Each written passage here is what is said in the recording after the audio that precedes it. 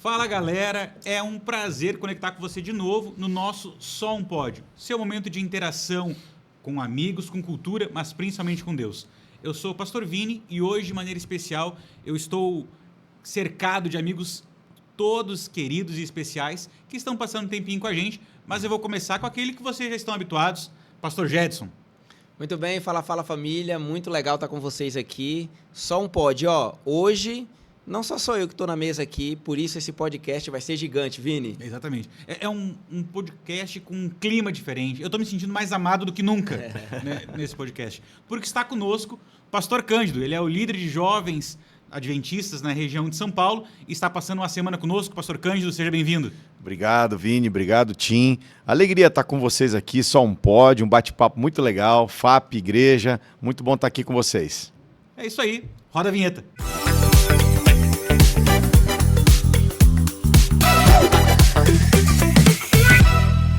Vamos lá. Gente, hoje o tema, eu vou confessar minha ignorância para você. Hoje o tema foi sugerido pelos nossos produtores, foi dorama. E eu confesso que eu pensei, gente, a coisa mais próxima disso que eu consigo entender é se fosse um remédio, sei lá, um genérico do Doril. Mas diz a produção que todo mundo tem que entender de dorama agora. Por isso eu tenho uma pergunta para o nosso especialista da área, o nosso doutor no tema, o pastor Tim Jedson, o que é dorama? Para início de conversa, eu sou especialista em permanecer casado. Boa, sabedoria. Então, amigo, na minha situação, a pressão foi grande. Não, você tem que assistir um dorama comigo. E minha esposa, linda esposa, Suelane, jornalista aí, trabalhou comigo a ideia. Não, você... Não, e se a produção puder colocar uma imagem da Sui agora na tela, todo mundo vai entender que permanecer casado é um milagre. É um milagre. É inacreditável que ela toque um negócio desse. E aí, meu amigo, a pressão foi grande. Eu falei, vamos fazer o seguinte, combinado. Nós vamos assistir você escolhe o melhor e depois acabou. Cumpro minha missão contigo, meu papel, tá tudo resolvido com Deus também. Fiz todo esforço e sacrifício para permanecer casado.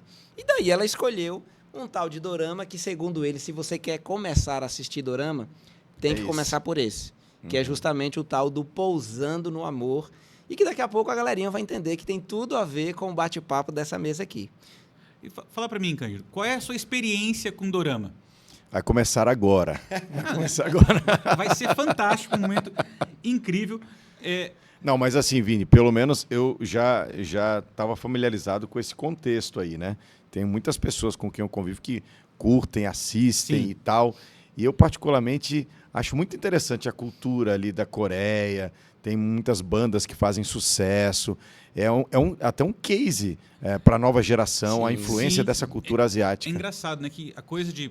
Antes da revolução do streaming, a gente aqui no Brasil, a gente praticamente só consumia produto Hollywood, ocidental. Exato. Hollywood, quando muito alguma produção nacional ou latino-americana, foi com a popularização do streaming que a gente começou a entrar em contato com conteúdo há pouco tempo atrás, a explosão, alguns anos atrás, foi a Casa de Papel, Isso. que é um produto espanhol. Espanha. E assim vai. E agora, nos últimos anos, realmente a Ásia tem Com dominado. certeza. E eu confesso agora, sem zoeira, que eu nunca assisti um dorama, mas depois de levantar do assunto, eu fui me inteirar do tema, mas realmente o K-pop já tomou conta do cenário musical, as produções cinematográficas, tanto da Coreia... Eu assisti o Parasita, O Poço, tem filmes bem Exatamente. interessantes. Já era algo conhecido. Me que sinto à vontade, porque agora está Oscar. provado que todos estão na cultura. Ganhou, Só falta escolher os temas. Cara, Parasita agora. ganhou Oscar, cara. Sim. Foi muito... E tem sido realmente interessante. Agora, Tim, conta pra gente assim, um enredo básico da série. Porque eu confesso que o meu conhecimento da série é bem limitado, inclusive por causa do nome dos personagens, que me sabota, né? Perfeitamente. Podia chamar... Na verdade, isso aqui... Netflix, não precisa pagar nada. Dica pra você. Chama... No próximo, se lançarem, na legenda bota Zé, Maria, Ana. Vai bombar. Fala pra nós, E o Tim. problema é que no idioma deles são esses nomes. Claro, cara, são esses claro, nomes, porque são claro. curtos, né? Fala pra nós, qual é o enredo básico da história? É interessante que o Cândido aqui mencionou sobre realmente um case de sucesso, e para o mundo do Extreme é justamente um estudo de caso para avaliar como que esses caras conseguiram chegar realmente a esse patamar de audiência, né? Só para você ter ideia, eles fogem totalmente à regra.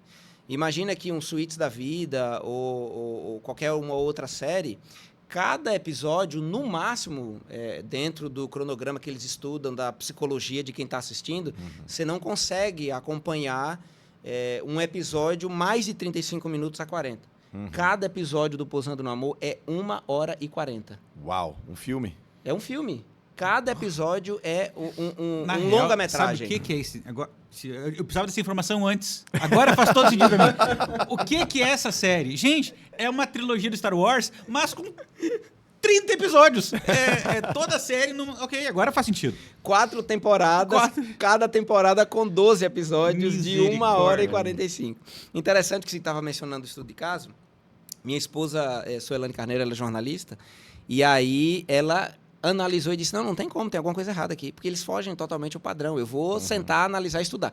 Na perspectiva dela, disse, eu vou estudar, mas ela foi fisgada. E de troca aí, eu também acabei sendo fisgado.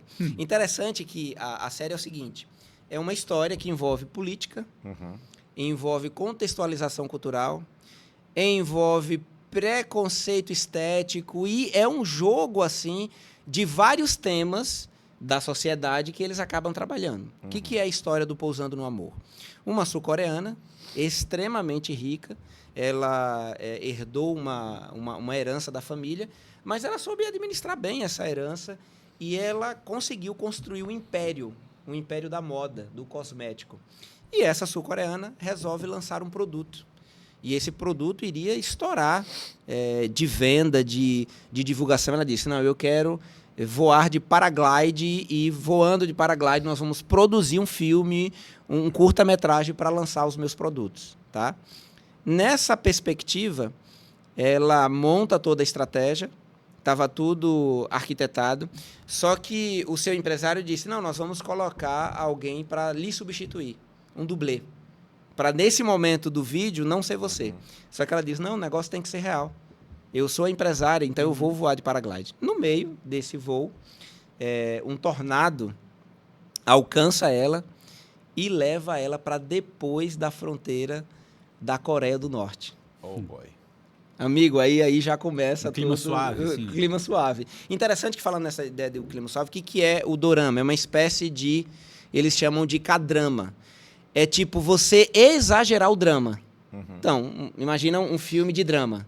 Ele já tem ali... Porque esse é um ponto que, como eu falei, eu não acompanho a série, mas, obviamente, não ia cometer insanidade nem ter visto uma imagem. E o que eu percebi foi o seguinte, algumas cenas, elas não apenas são exageradas, e eu não sei se essa é uma característica de todos os doramas ou se é dessa série, mas em alguns momentos elas parecem até caricatas. Uma mais ideia lento. Assim, eu tô com medo de usar a expressão maniqueísta e acabar, tipo... Daqui a pouco tem um cara que é fã, que acompanha, isso é um absurdo. Não. Mas deixa bem claro assim, ó. Cara, quem é bom, é bom. Quem é mal, ou quem que é a família dela lá, é mal. Isso me chamou atenção.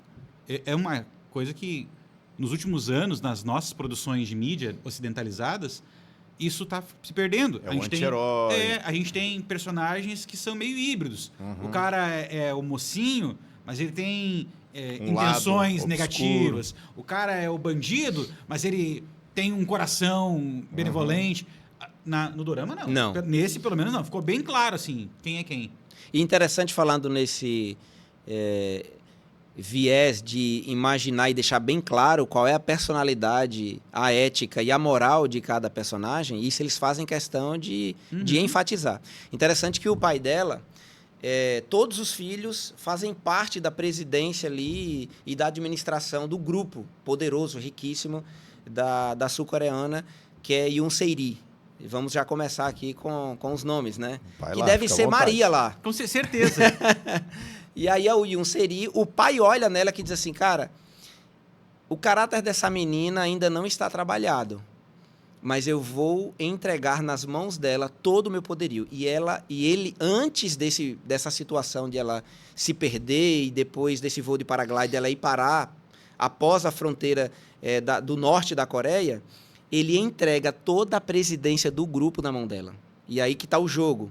Ela some, desaparece, E o que é que os irmãos querem fazer para assumir a presidência? Querem dar ela como morta.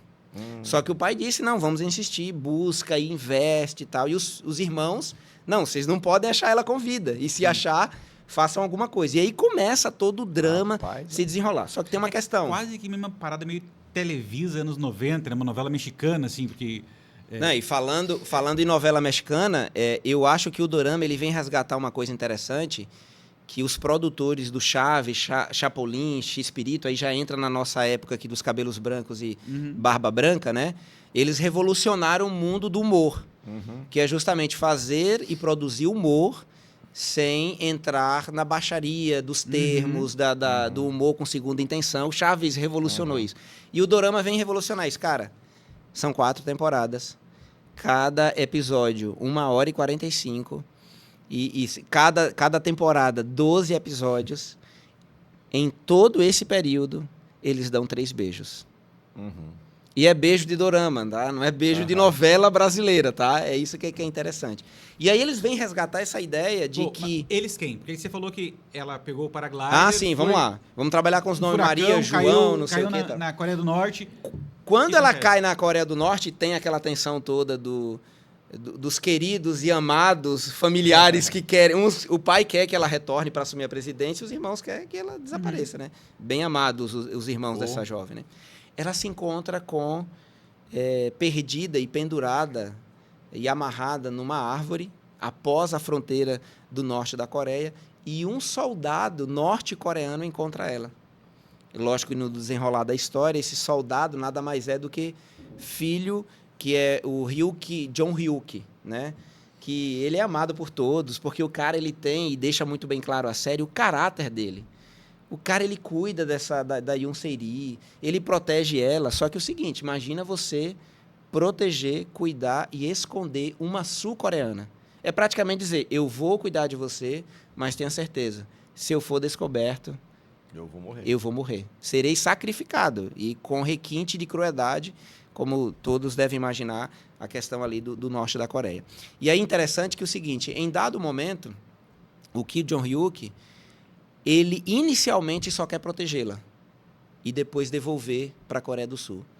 Mas ela se apaixona, veja, interessante que a série deixa claro, ela se apaixona pelo caráter primeiro dele, caráter protetivo, cuidador, ele prepara café da manhã, ela está num ambiente de prisão, mas ele cuida como se fosse uma convidada ali, especial. E aí, interessante, e a gente já pode até depois caminhar aqui, do porquê que nós temos um camarada que escreveu aí um portfólio, né? Um grande compêndio que o Cândido escreveu, que é a meditação Amados, né? Cara, a gente tá estourado, Tim. Nossa, diga aí. Chegamos lá. Não. E pra mim eu zerei a vida. A favela venceu, A favela venceu. Acabou. Eu zerei a vida, né? Cândido, o enredo do romance, ele parte de um princípio de amar o improvável. Porque dos dois lados é assim. Ela é uma moça rica de uma sociedade capitalista e com viés americano, que é a Coreia do Sul. Ela se apaixona por um camarada improvável para a realidade dela. A recíproca também é verdadeira, porque ele, criado na Coreia do Norte, com outros valores, outros princípios, ele vai se apaixonar por alguém que é improvável para a realidade dele. Você escreveu uma meditação, uma série de reflexões que partem desse princípio, de um amor incrível por objetos, por seres improváveis de serem amados. Conta um pouquinho para a gente como é que foi esse processo, qual é o enredo da meditação, se é que dá para ter uma linha norte assim, e qual tem sido a sua experiência sendo o autor e também, com certeza, tendo interação, que muita gente deve lhe procurar. Conta um pouquinho para a gente como é que funciona isso. Olha, primeiro uma curiosidade. O título desse devocional, Amados, não fui eu que escolhi. Então, a editora, que é a Casa Publicadora Brasileira, eles têm, entre outras comissões, uma comissão de títulos. Eu enviei outras propostas. E eu lembro do dia que um dos editores fez contato comigo para dizer, pastor, nós lemos aqui seus textos, nós percebemos que há uma coisa que está aqui, que é marcante. Cara, agora eu lembrei de uma história. Antes de falar, porque o Cândido falou que mandou sugestões de texto. Eu lembro de uma história, não tem nada a ver com o assunto. É uma história de futebol. O Tite, que era técnico da seleção, foi do Corinthians, foi do Grêmio, agora está no Flamengo. Em certa passagem da carreira dele, tinha um jogador do grupo que a torcida pedia tal, e ele não queria colocar. Aí tem uma passagem assim que os repórteres, jornalistas pegaram, dele conversando com o cara assim, olha, eu confio muito em você. Você consegue fazer isso. Você está no auge. Você é minha arma secreta. Mas hoje você vai começar no banco. É que nesse você mandou vários títulos. É muito bom, Cândido. Mas não vai Todos ser os esse. títulos vão ficar no banco. A gente escolheu outro titular aqui. Tá, agora... Mas, enfim, quando eles me trouxeram o título, eles disseram, olha, nós analisamos os textos e também nós analisamos sua rede social, algumas pessoas aqui te conhecem e tal. Você conta muitas histórias que enfatizam essas características do amor de Deus, de como o jovem é amado e tal, etc. E também, cara, quem me conhece há mais tempo sabe que uma forma carinhosa, como eu me dirijo a amigos, aos irmãos da igreja, amado, amada. Eu uso essa expressão, né? Então, eu penso assim, Vini, Tim, hoje tem 3 coisas que eu gostaria de sempre falar com os jovens. Primeiro, eu gostaria que eles soubessem, primeiro, sobre sua identidade. Depois, eu gostaria que, na igreja, eles encontrassem a melhor comunidade. E eu também gostaria que eles descobrissem cedo na vida qual é a sua causa, o seu propósito. E eu encontro essas 3 coisas nessa expressão. Verdade. Amados fala que eu fui idealizado por alguém, que tem alguém que me criou, que me quer bem, que esteve disposto a, não apenas me criou, mas esteve disposto a me comprar de volta. Então, que me quer, isso me dá pertencimento, identidade e tal. A igreja como essa comunidade de amor, onde eu não sou um estranho, eu não sou um visitante, eu não sou só uma peça, eu sou alguém que conta, eu sou amado. E a causa maior é a gente espalhar essa boa notícia para outras pessoas e dizer que um dia Jesus vai voltar para reunir o seu reino de amados, aqueles que foram comprados por Ele, que são caros por Ele. E eu escolhi contar essas histórias, ou reafirmar esses pontos, através de histórias, né? De ilustrações bem práticas e tal. E eu tenho ficado muito feliz, porque ao longo desse ano, nós já estamos aí já na última parte do ano, mas ao longo desse ano eu recebi feedbacks de jovens dizendo assim, pastor, eu não tinha nem o hábito de ler o devocional e tal, mas, cara, eu comecei a ler e, cara, as mensagens têm falado comigo. Eu tentei escrever de uma forma simples, de uma forma direta, mas, claro, uma linguagem mais leve, sem querer dar muita lição de moral, mas só lembrar quem esse jovem a que igreja ele pertence ou ele pode pertencer e qual é o papel dele nesse planeta. Porque sabe que eu estava pensando nisso. O pastor Cândido passou a semana conosco, na semana de oração aqui na FAP, e eu pensava assim, puxa, aqui, todo dia ele está falando para um pouco mais de 1.000 pessoas, alguns milhares de pessoas nas redes sociais. E aí me veio um estalo seguinte, Cândido. Na verdade, isso aí é um detalhe, porque todo dia você está pregando para a maior parte dos jovens adventistas no Brasil. Eles estão tendo acesso a um recado. E eu acho que isso aí deve ser uma oportunidade muito legal mesmo. Porque aí abre um leque para você abordar temas que, em outra situação, talvez, claro, de maneira leve, mas não teria chance de conversar tantas vezes com o mesmo público. Exatamente. Né? É verdade. E falando em temas, a série também tem alguns temas que são assim transversais. Eles atravessam episódios após episódios. E um deles que eu achei muito curioso, e quando a gente recebeu aqui o insight, o script da nossa conversa, isso realmente eu percebi, cara, esse é um tema muito presente na série, que é a luta entre livre-arbítrio e uma vida condicionada.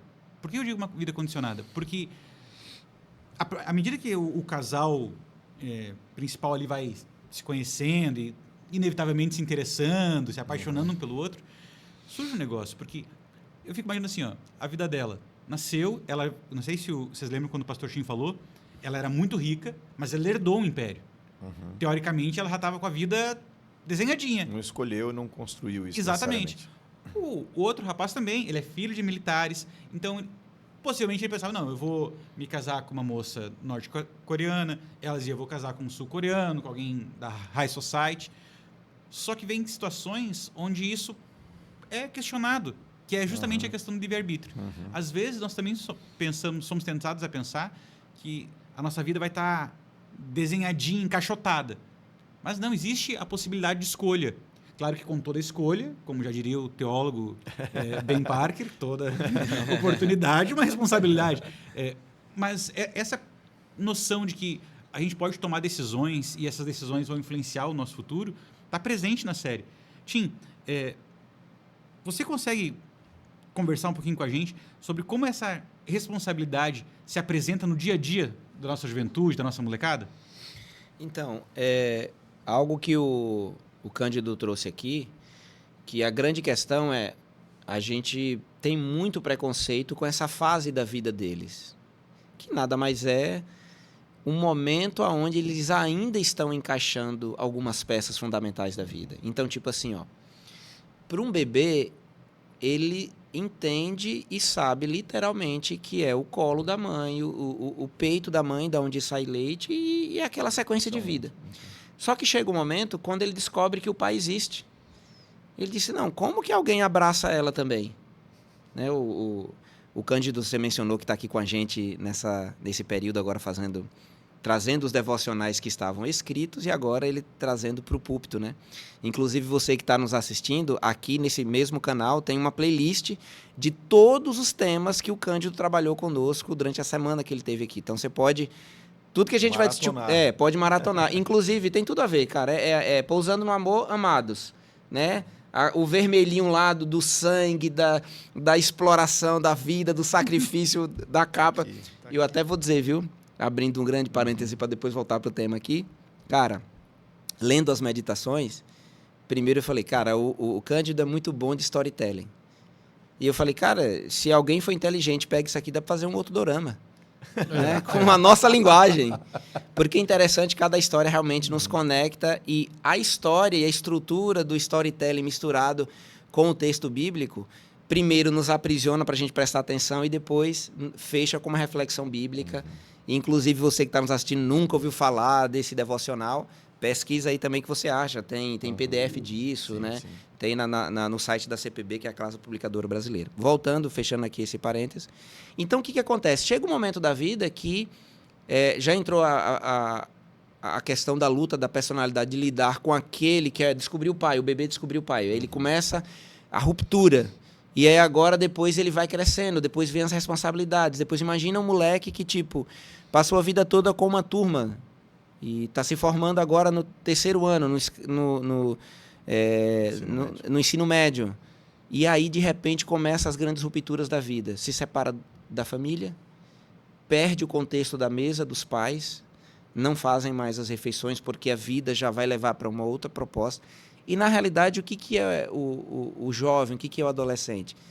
É alguém saindo da vida de moleque, de criança e experimentando as dores da vida adulta.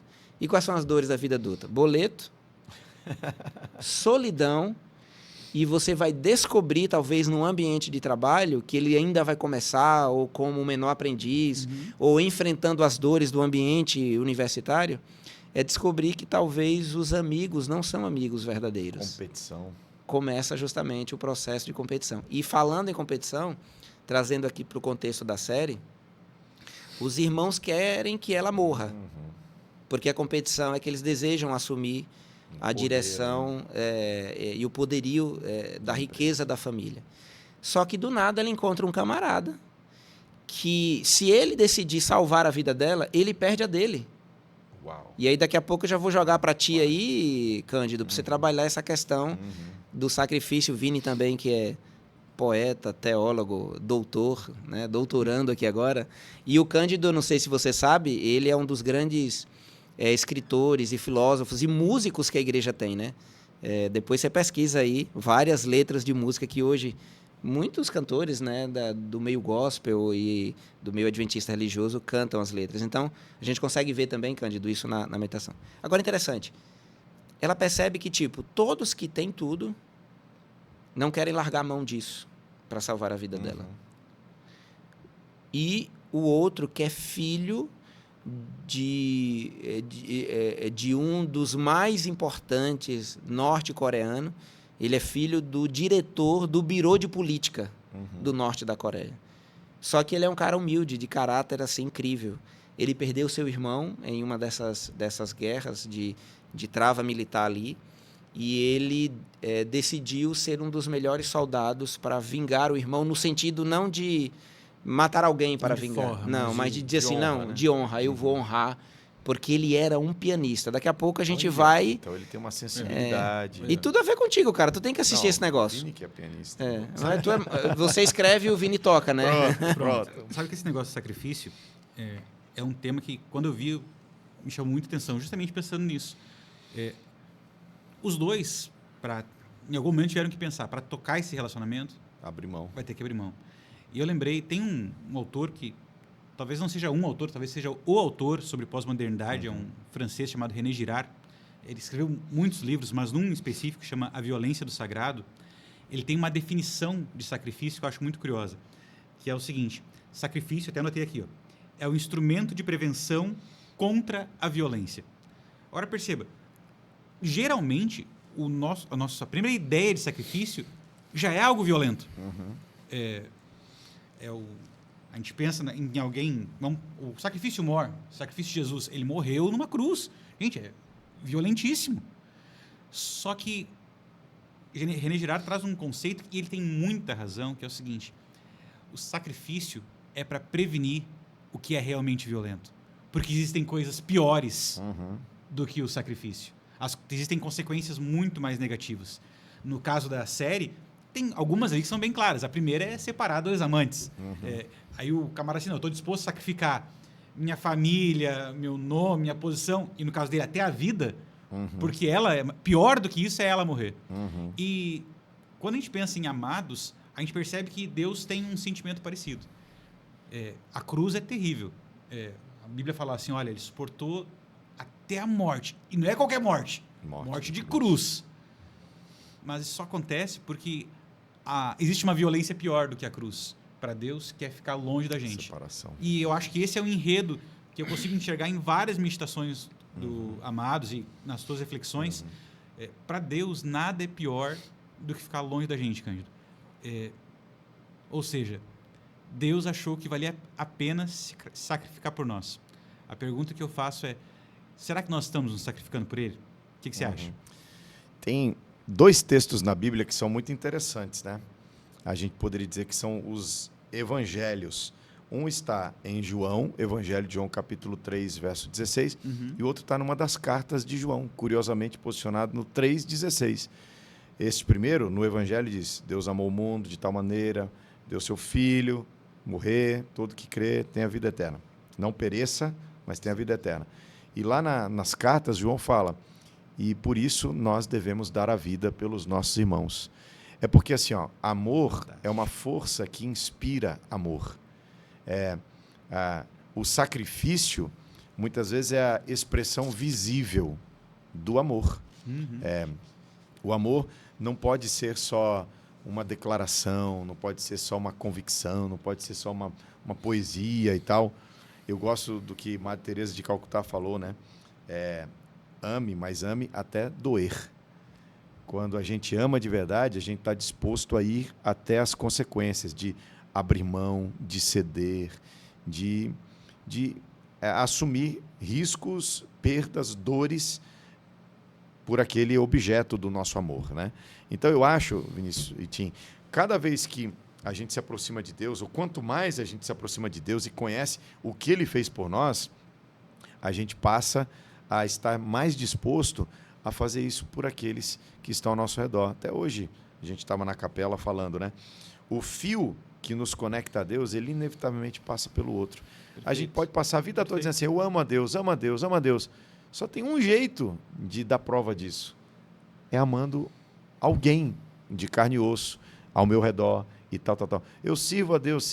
Mas que absurdo. E sabe que isso já tem um link com uma outra realidade presente na série, que é o seguinte: quem está disposto a sacrificar por nós, ou seja, está disposto a sofrer no nosso lugar ou por nossa causa, acaba inevitavelmente também sendo digno, merecedor e recebendo a nossa confiança, a nossa fé. Porque uma coisa é eu confiar em quem, como você estava falando, só fala. Beleza. Mas quando a pessoa abriu mão de algo, sofreu algo que era para mim, ou abriu mão de algo que era dele e entregou para mim, cara, a próxima vez que ele falar, eu vou Como acreditar. não amá-lo? É impossível não ter uma reação de confiança, de fé, de lealdade. E esse é outro tema presente na série, Tim.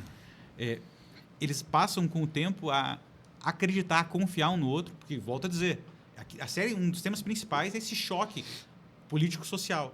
Eles cresceram com mentalidades diferentes. Um cresceu desconfiando do outro. E é no sacrifício que eles passam, não, isso aqui não... Como, eu fico imaginando ela no enredo, eu não vi toda a série, mas, cara, quem ela confiava, ninguém fez nada por ela. E aquele de quem ela desconfiava estava fazendo tudo. Olha como isso aí tem a ver com o bom samaritano, Sim. isso tem a ver com o evangelho, né? A gente fica aprisionado numa sociedade que rotula. Como você falou de livre-arbítrio, né? Será que a gente está verdadeiramente livre para conhecer pessoas, para construir diálogos, para expressar amor? Porque a gente acaba sendo formado por essa cultura que seleciona. Então, com esses eu convivo, a esses eu amo, desses eu posso me aproximar e tal. Mas essa série, ela desmantela essas lógicas. E talvez, cara, vou falar para vocês, eu já li algumas matérias sobre dorama, né? Porque isso é um fenômeno mundial e tal. E alguns chegam a argumentar que o segredo do sucesso desse produto é exatamente um resgate. É um resgate. Ele está correndo para trás. Está indo para um amor romântico, um amor quase infantil, de pureza, que não explora a nudez, a sexualidade, a traição, as drogas e tal.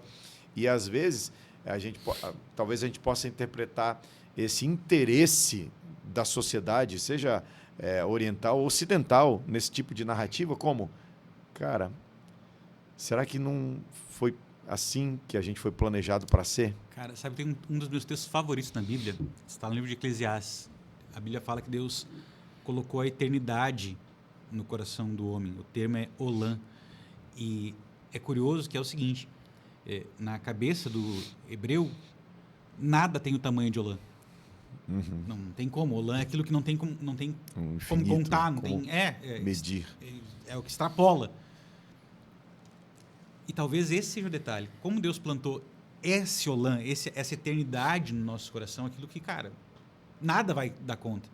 Porque só Ele dá, só um pode preencher esse. O Cândido... legal, que link. Pô, aí cara, faz um corte. Faz um corte, que link, Mas hein? o ponto que eu ia dizer é o seguinte, nós temos uma tendência, um anseio por aqueles sentimentos, aqueles valores que vêm do Pai.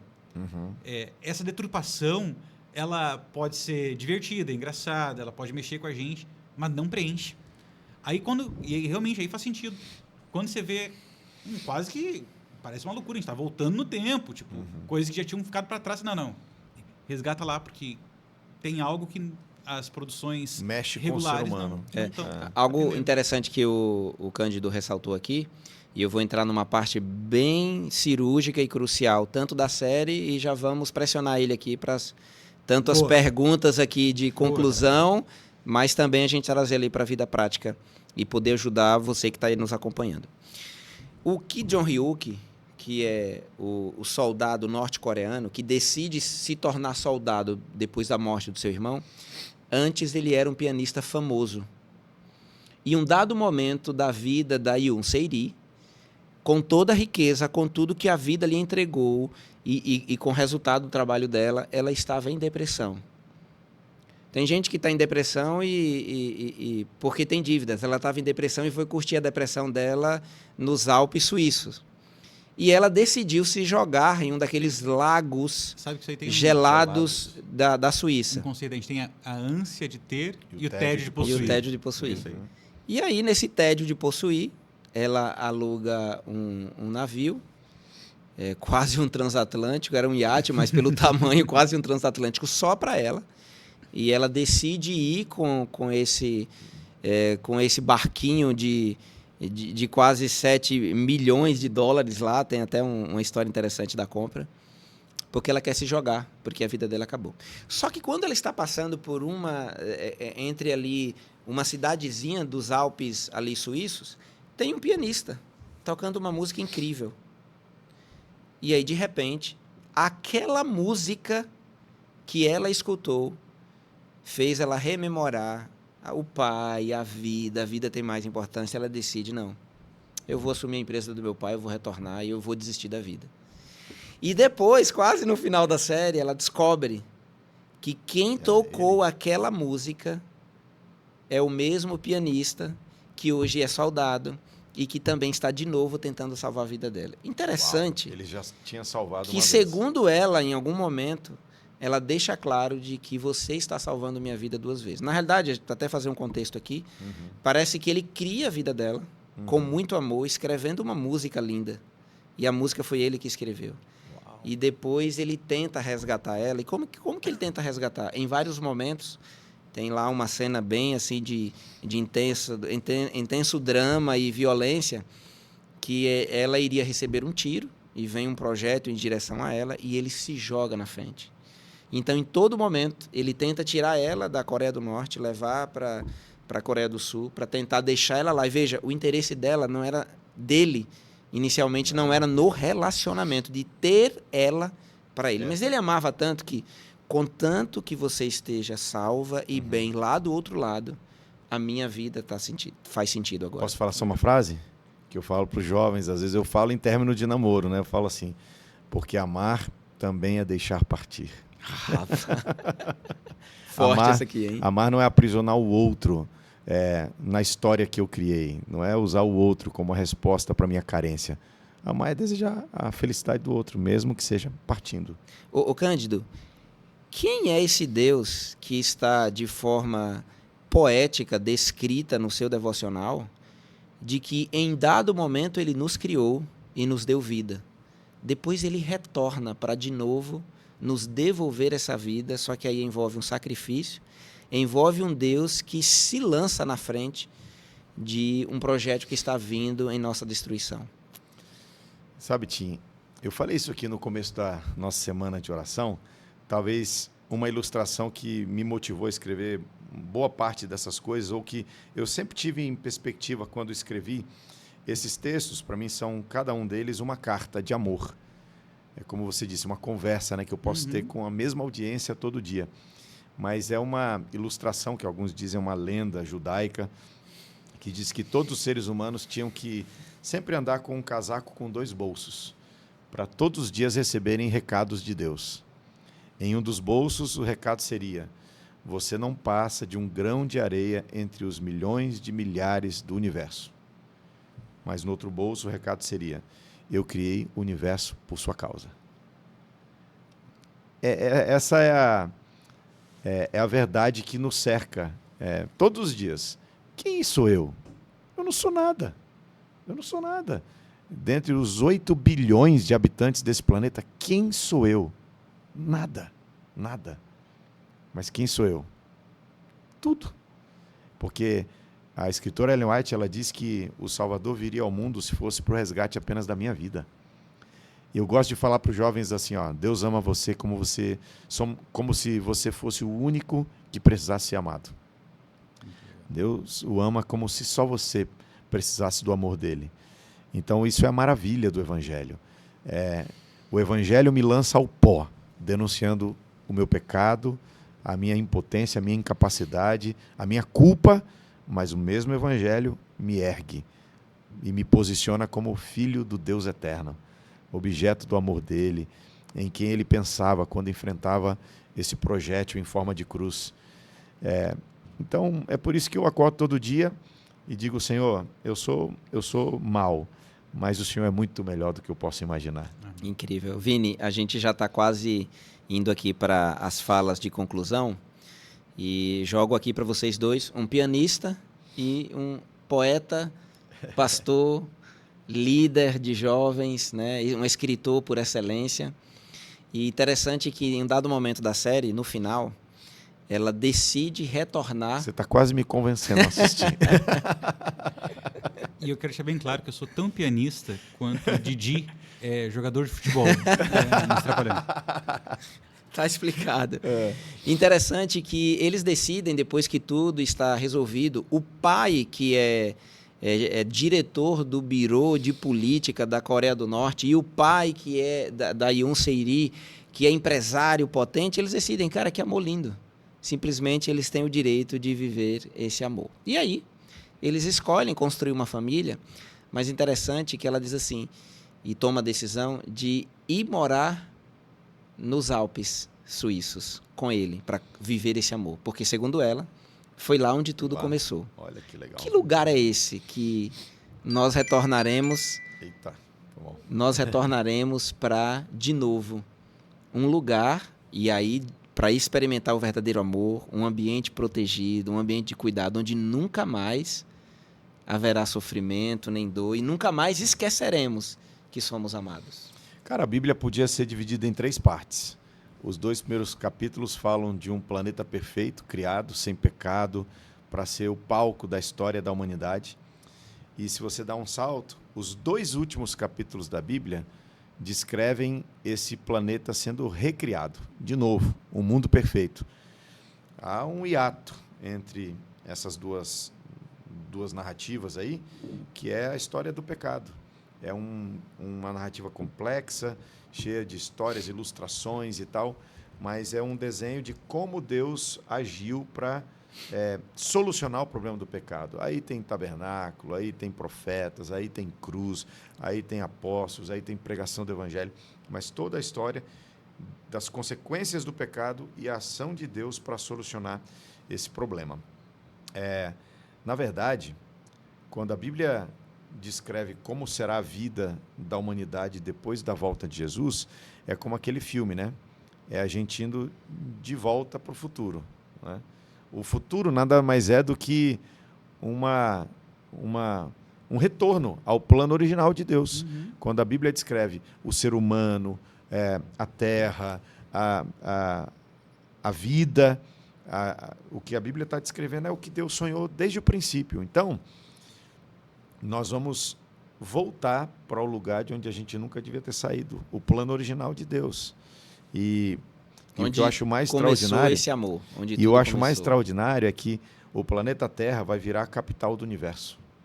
Deus escolherá estabelecer o seu trono aqui nesse lugar onde o pecado entrou, mas o amor provou que é mais forte do que o pecado. Considerações finais, eu vou abrir a minha, depois vocês podem fazer de vocês. A minha são 2 bem simples. A primeira é que se eu soubesse que o Dorama tinha tanta coisa legal, de repente até... Pois é, rapaz. Acho que a gente está descobrindo que alguém que escreveu pelo menos essa série, em algum momento... Olha, é quase mais útil que Doril. Leu algumas páginas da Bíblia, viu? Isso, interessante. Agora, o meu último comentário é o seguinte. Eu descobri um detalhe que talvez para o Gedson seja banal, mas talvez para o Cândido, assim como para mim, é novidade. Vocês sabiam que os atores casaram na vida real? Mentira. Sim, eles... sério? Eles gravaram... A série foi ao ar em 2019, 2020. Em 21 eles começaram seu relacionamento. Em 2022 eles casaram. E o detalhe é o seguinte. No casamento, eles disseram o seguinte. O drama foi tão emocionante que a gente viu que era a nossa história. Uau. Pois eu acho que a Bíblia é a mesma coisa. É uma história tão emocionante que uma hora, se você der uma chance, você vai ver que é a sua história. Meu amigo, recorta isso aí também, por favor, e me manda. Vai lá. Uau, Pastor sensacional. Cândido, dentro desse processo de experimentar uma vida extraordinária com Deus, o seu devocional, as tuas reflexões, tuas frases de efeito, em vários momentos nos ajuda a nunca esquecer que somos amados. Na vida prática, o que a gente tem que fazer para nunca se esquecer de que somos amados? Olha, acho que o pastor Vini colocou isso aí de uma forma, uma ilustração perfeita. Eu acho que todos os dias, a gente tem que acordar e a gente tem que se expor a essa história de amor.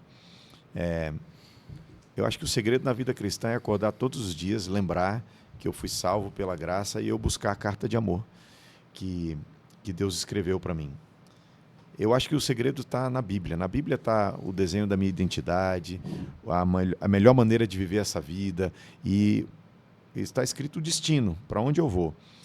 Eu penso que a tragédia que alguns jovens vivem hoje é como aquela história de amor. Tinha uma poetisa inglesa que ela desagradou muito a família quando ela decidiu se casar com um homem que a família não aprovava essa união. E a história diz que ela começou a escrever cartas para o pai. A família deserdou ela e tal, e ela começou a escrever cartas para o pai, mas nunca recebeu nenhuma resposta. Depois de alguns anos, alguém lhe entregou na sua casa uma caixa. Quando ela abriu a caixa, tinha uma notícia: o pai dela tinha morrido. E naquela caixa estavam todas as cartas que ela tinha enviado para o seu pai. Nenhuma delas tinha sido aberta. Depois, os entendidos começaram a ler aqueles escritos. Isso se transformou numa das maiores joias da literatura epistolar inglesa. As cartas de amor que não foram lidas pelo seu destinatário. Se você acordar todos os dias, abrir a palavra de Deus e disser: Senhor, eu quero conhecer o teu amor, isso vai dar senso de identidade, isso vai dar clareza no seu propósito, isso vai dar significado para o seu futuro, para o seu destino. Então, o meu desejo para você é que você conheça a palavra de Deus, que essa história, esse filme, essa série, ela seja uma desculpa a mais para você buscar a verdadeira história de amor que está registrada na palavra de Deus. Você lembre que é muito amado. Amém. Bom, esse foi o nosso episódio Só um Pod. Foi muito legal ter você com a gente. Tim, muito bom encontrar você de novo aqui. Cândido, uma honra. Prazer, meu amigo. Realmente você subiu a barra do nosso encontro, foi muito especial. E muito especial ter você junto com a gente. Tenho certeza que Deus falou com você. E você já pode colar com a gente, que daqui a pouquinho você pode maratonar, ou quem sabe, dependendo do momento onde você está assistindo, aguardar um pouquinho que sai o nosso próximo episódio. Até lá!